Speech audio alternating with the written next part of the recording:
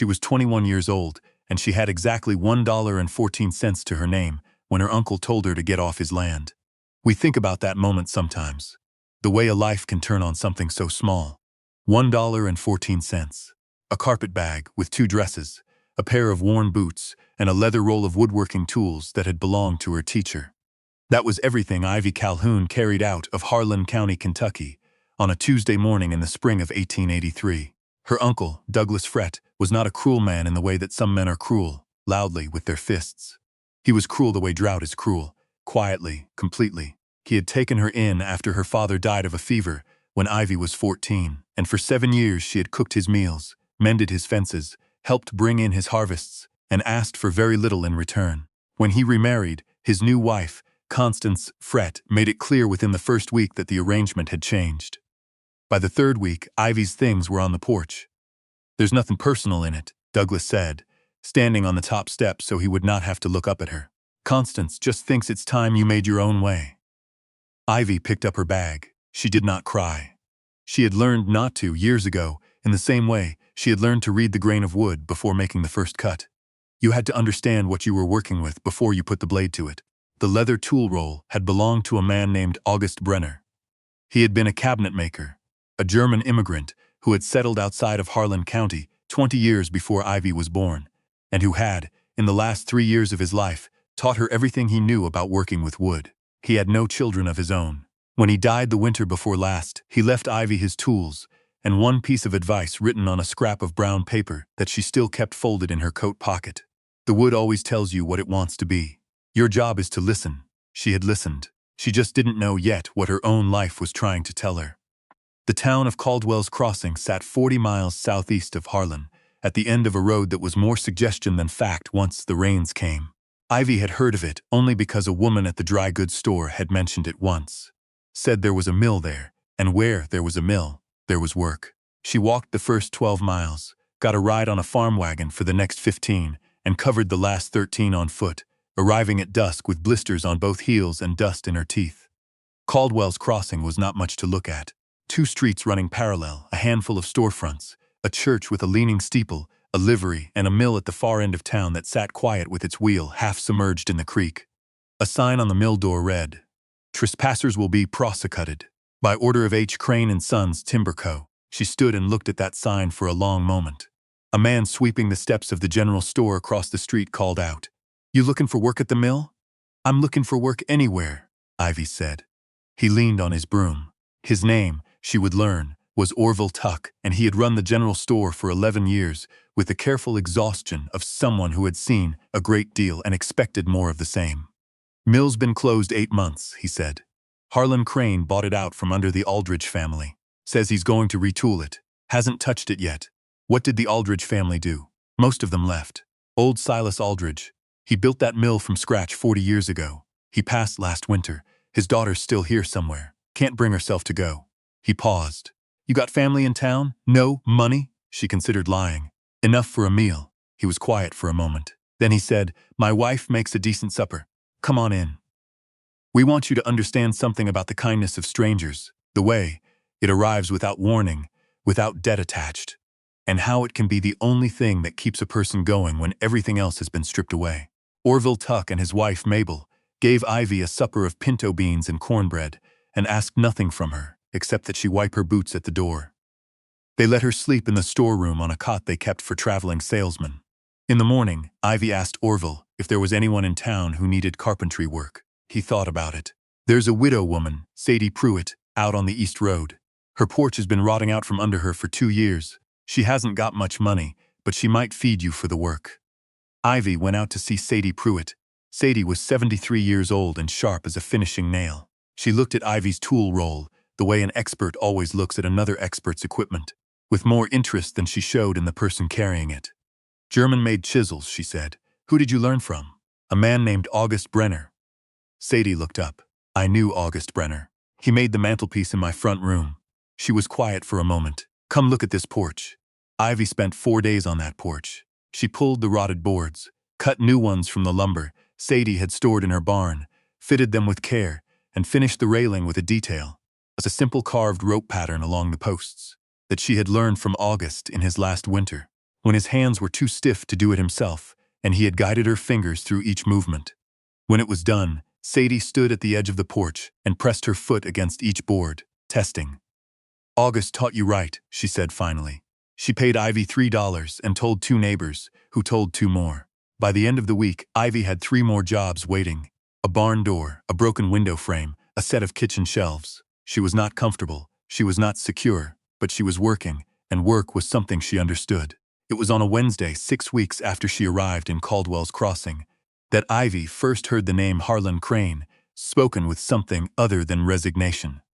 She was working on the window frame of a house belonging to a family named Boone, when she overheard 2 women talking in the yard next door. One of them said, "He's raising the mill fees again, starting 1st of August. The other said, "He can't do that. Half the farmers in the valley are already behind. He can do whatever he wants. He owns the water rights now too. Bought them from the county last fall. Nobody even knew it was happening until it was done." Ivy set down her plane and listened. Harlan Crane, she learned over the following days, was not from Caldwell's Crossing. He had arrived 6 years ago from somewhere in Ohio with money and a way of speaking that made people feel, briefly, that he was doing them a favor. He had bought the timber rights on the eastern slope, then the mill, then the water rights to Caldwell Creek. Every purchase had been legal. Every purchase had made the people of the valley a little more dependent on him. Now the mill sat closed, deliberately, people said, while Crane charged the farmers to run their grain through a mill 20 miles away that he also happened to own. "Why doesn't someone do something?" Ivy asked Orville one afternoon. Orville looked at her over his glasses. "With what? He owns the legal right to everything he's done. It's not against the law to close a mill you bought.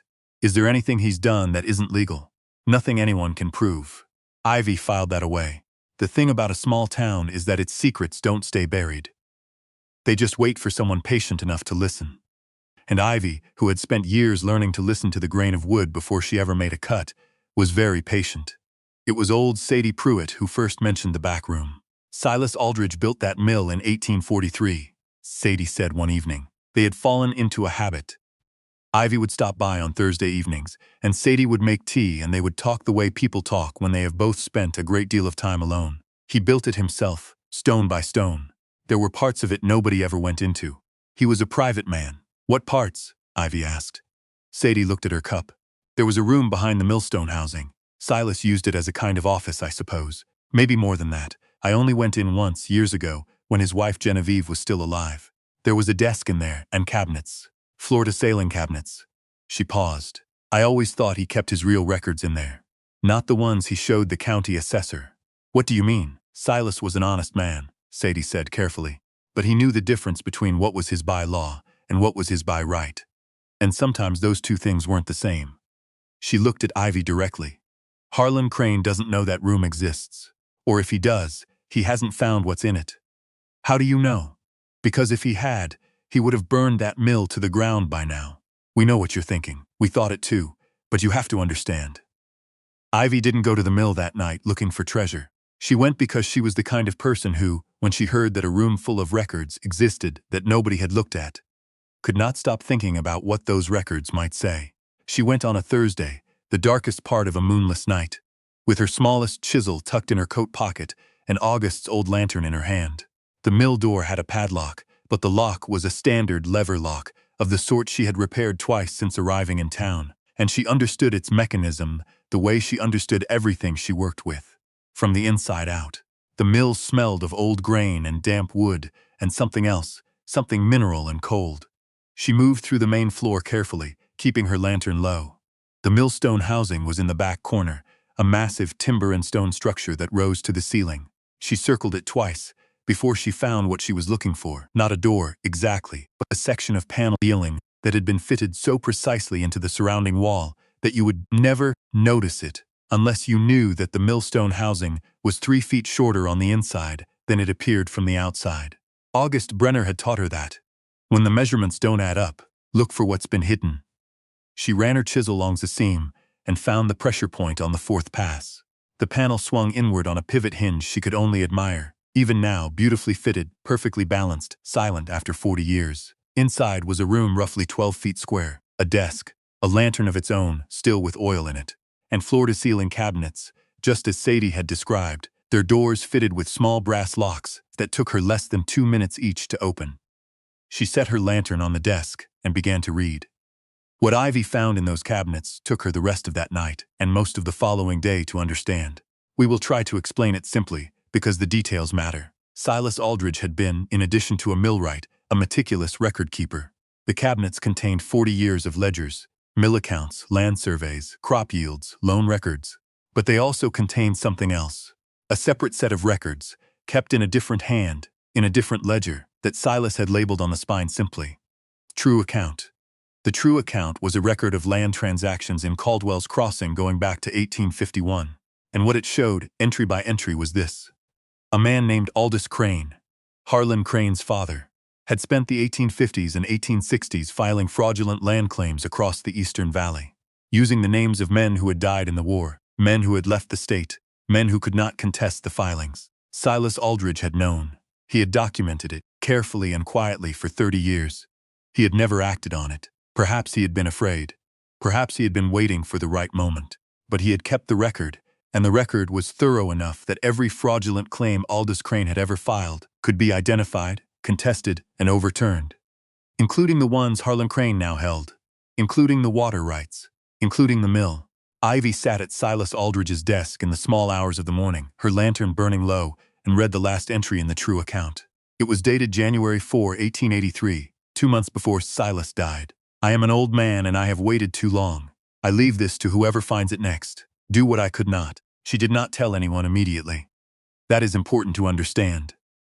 Not because she was secretive by nature, but because she had learned, growing up in a house where the ground could shift under you, without warning, that you did not act until you understood exactly what you were standing on. She spent 3 days going back to the mill each night, copying the key entries from the true account into a notebook she bought from Orville's store. She noted every fraudulent claim, every name used, every date. She cross-referenced it with the county land records that Orville kept a copy of in his back office. Records that were public, that any citizen could access, and that confirmed, entry by entry, exactly what Silas had documented. On the 4th day, she went to see a woman named Frances Aldrich. Frances was Silas's daughter, 47 years old, quiet in the way of people who have been ground down by grief and circumstance.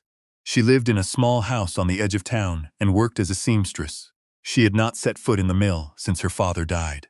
Ivy sat across from her at the kitchen table and put the notebook between them. Your father left something behind, she said. Something he meant for someone to find. Frances did not speak for a long time after reading through the notebook. When she finally looked up, her eyes were dry, but her hands on the table were not quite steady. He knew, Frances said. He always knew. He documented everything, Ivy said, enough to contest every land claim the Crane family holds in this valley. The water rights, the timber rights, the mill itself.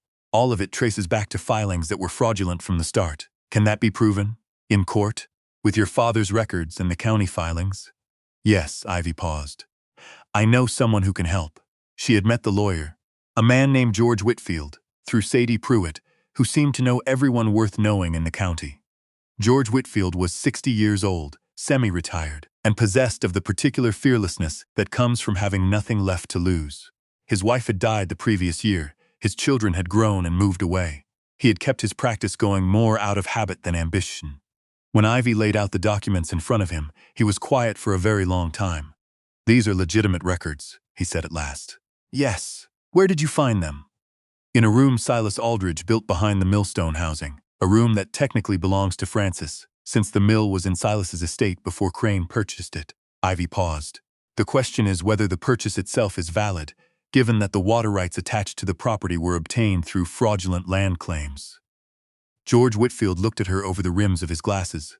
How old are you? He said. 21. He looked back at the documents. August Brenner taught you carpentry. Yes.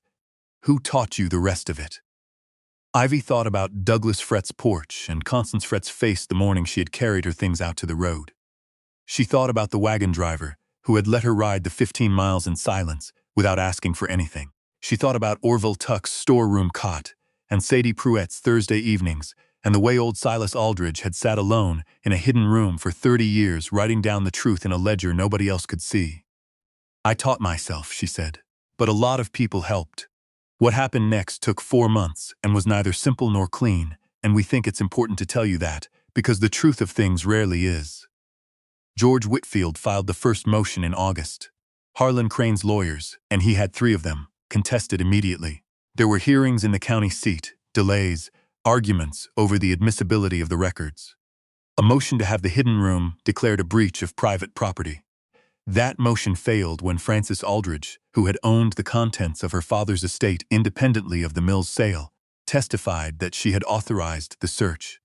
Then a thing happened that none of them had anticipated, when word spread through Caldwell's Crossing about the hidden records. And in a small town, word always spreads. 4 other families came forward with old land documents of their own, surveys their grandfathers had filed that had been displaced by the Crane family's fraudulent claims. Their records, combined with Silas's, created a body of evidence that no county judge could ignore. The water rights were the first to fall. The ruling came down in October. Harlan Crane's title was declared invalid. The rights reverted to the county, and the county, in a separate proceeding that George Whitfield had been quietly preparing alongside the land case, agreed to vest the management of Caldwell Creek in a community board of elected valley residents. The timber rights took longer, but they fell too, in December, just before the first hard frost. The mill was the last. Frances Aldridge did not want to run it herself. She was honest about that. She was a seamstress, not a millwright, and she had no desire to become one. What she wanted, she told the community meeting that gathered in the church one evening in January, was for it to run again. For the valley. What they built was something that had been tried in a few places in the eastern states and almost nowhere else out here. A cooperative. Each farming family in the valley would hold a share proportional to their acreage. The profits from milling would be distributed annually. A board would manage operations. Frances Aldridge would hold a founding share in memory of her father. They needed someone to assess the mill's condition and plan the renovation work. You can probably guess who they asked. Ivy spent the winter in the mill. Not living in it, she had a room by then, a proper one, above Orville's store, for which she paid a modest rent that she managed because she had more work than she could easily handle. But she spent most of her daylight hours in the mill, moving through the machinery with her hand tools, assessing what needed replacing, what could be repaired, what had been built so solidly 80 years ago that it had outlasted everything that had been done to it since. The millstone housing was her favorite part. She would run her hand along the timber framing and feel the careful joinery underneath, mortise and tenon, pegged and fitted with a precision that most carpenters today had stopped bothering with. Silas Aldridge had built it to last. She found herself thinking about him often, this man she had never met. The way he had documented everything so carefully, for so many years, without ever quite being able to act on it. She understood that. She had sat in Douglas Frett's house for 7 years, cooking his meals and mending his fences, and she had understood every day that something was wrong, and she had not been able to act on it either, not until the choice was made for her. Sometimes the thing that seems like the end of your road is just the place where the old road runs out, and you have to build the new one yourself. She found August's words useful for that too. The wood always tells you what it wants to be. Your job is to listen. The mill, she decided, wanted to run, so she would make it run. The renovation took until April. The community raised funds through a subscription, families buying in at whatever level they could manage, some in cash, some in labor, some in materials. 3 of the valley's farmers, it turned out, had sons who had worked in mills before. They came in on Saturdays to help with the machinery. A blacksmith from 2 towns over, a man named Ed Story, fabricated the replacement iron fittings at a fair price because, he said, he had heard what Harlan Crane had done to this valley, and he did not care for it. On the 15th of April, the wheel turned for the first time in over a year. There was nothing dramatic about it, in the way that dramatic things go. No speeches, no ceremonies. The creek was running high with snowmelt, which was good. It meant the water pressure was strong. Ivy had checked the gate mechanism 3 times that morning. When the board released the water, the wheel caught, turned, and the grinding stones engaged with a low, resonant sound that they said could be heard from the edge of town. Orville Tuck, standing beside Ivy at the creek bank, said, "Huh," said Ivy. "Works," he said. "It works," she agreed. Sadie Pruitt, who had insisted on walking out despite the mud and the cold, stood a little apart from the others and looked at the turning wheel for a long moment. Then she said, to no one in particular, "Silas built it right. She had. He had." Harlan Crane did not disappear quietly, and we want you to know that, because some of you are probably wondering. He contested the rulings through the spring, and then through the summer, and then his lawyers told him, apparently with some force, that he had run out of things to contest. He left Caldwell's Crossing in August of that year. Nobody threw him out. The law had simply taken back what the law determined was never his. He went somewhere, in Ohio, people said. They did not follow the story. His departure did not feel like a victory exactly. The valley's farmers were still behind on debts they had accumulated during the year the mill was closed. Some of them would take 2 or 3 seasons to recover. The cooperative would have hard years ahead of it, the way new things always do. None of it was simple. But the mill was running. The water in Caldwell Creek ran to the valley as it always had, managed now by the people who depended on it. And in the county records, the land that had been taken through fraud had been returned to the names where it belonged. There was an official record entered in the county clerk's book that November, citing the evidence on which the rulings had been based. It named the source as documents found in the private office of Silas Aldridge, millwright, of Caldwell's Crossing, Kentucky D. 1883. Nobody in that record was named Ivy Calhoun. She had not asked to be. She stayed through the following summer. You might wonder why she didn't leave. She had arrived in Caldwell's Crossing with nothing, and she could have left the same way, lighter even, with a bit more money in her pocket than she'd come with. She could have gone anywhere. She stayed because the mill had 3 interior doors that needed replacing, and because Sadie Pruitt's barn roof was beginning to sag on the south side, and because there were 14 farming families in the valley who had, over the winter, noticed that the young woman with the German tool roll knew what she was doing and had begun to come to her with things that needed fixing. There is a version of this story in which Ivy Calhoun becomes wealthy, this or powerful. This is not that version.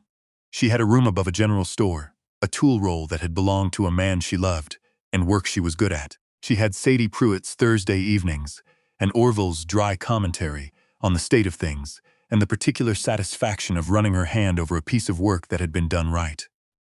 One evening in September, she walked out to the mill after the workers had gone home. The evening light was low and golden, coming in through the high windows at an angle that made the dust motes visible, turning the air inside into something almost luminous. She put her hand on the millstone housing, the timber her chisel had first touched 8 months before, and felt the faint vibration of the water moving the wheel. She reached into her coat pocket and took out the folded scrap of brown paper. She didn't need to unfold it. She knew the words by now, in the way you know things that have become part of you. The wood always tells you what it wants to be. Your job is to listen. She had listened to a room full of old records. She had listened to a valley's worth of quiet anger. She had listened to a mill that wanted to run, and to an old man's handwriting that had wanted, for 30 years, to be found by someone who would do something with it. She folded the paper carefully and put it back in her pocket. The wheel turned. The creek ran.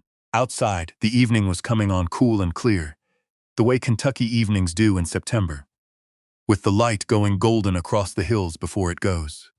We think of her sometimes standing there in that mill with the last of the light on her face, and we wonder what she thought about in that moment. Whether she thought of Douglas Frett's porch, and the morning she walked away from it, and the morning she walked away from it. Whether she thought of August, who had put those tools in her hands and trusted her to use them well. We think she probably thought of Silas Aldridge, alone in that little room, writing the truth down in a ledger that he hoped someone would someday find. She had found it. She had done what he could not. That seems like enough. That seems, in fact, like exactly enough. So here is what we want to ask you, before you go, because this is the question Ivy's story leaves us with, and we think it might leave you with it too. Is there something you've been holding on to? A truth you've been writing down but haven't yet acted on? A skill someone trusted you with that you haven't fully used? And what would it take for you to finally do something with it?